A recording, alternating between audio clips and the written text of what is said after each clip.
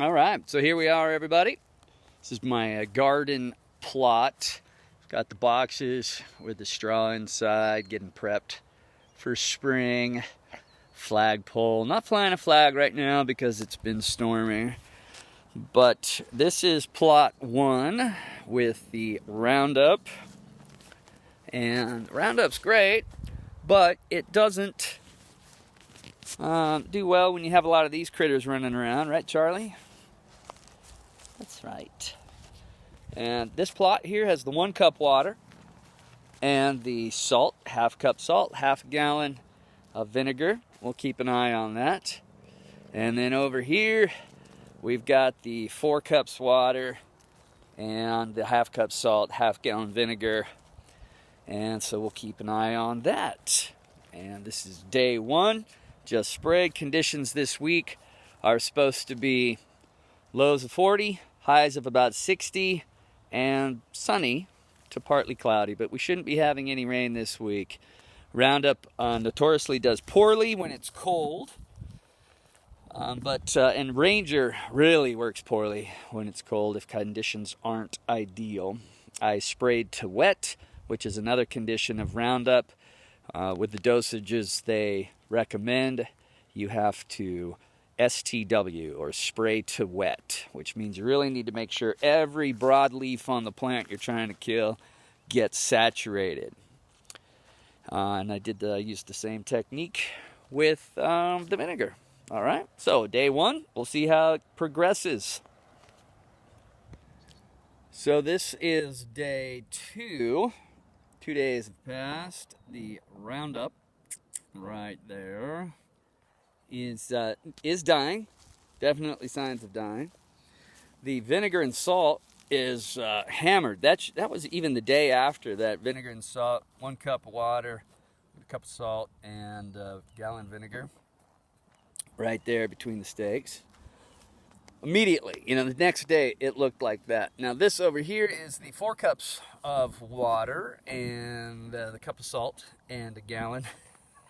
My dog, he's pooping over there. He always walks in a circle for some reason when he poops. Anyway, didn't want to show it. Anyway, this is the vinegar and 4 cups of water. I think I could even go more water, dilute that down some more, and then right over here we have the untreated, unsprayed. All right, it's unsprayed. 4 cups water, vinegar and salt. 1 cup water, vinegar and salt, and the Roundup. So what I'm interested in is this Roundup stuff. I know is going to die to the root. I'm interested to see if this is just surface death on the vinegar. I'm curious. Did we just burn the top leaves, or have we killed the plant? And that'll be evident in the days to follow. All right, out. Well, good afternoon, everybody. Old Guy Jammin' here. We are at 2 weeks since spraying, and this is the Roundup section.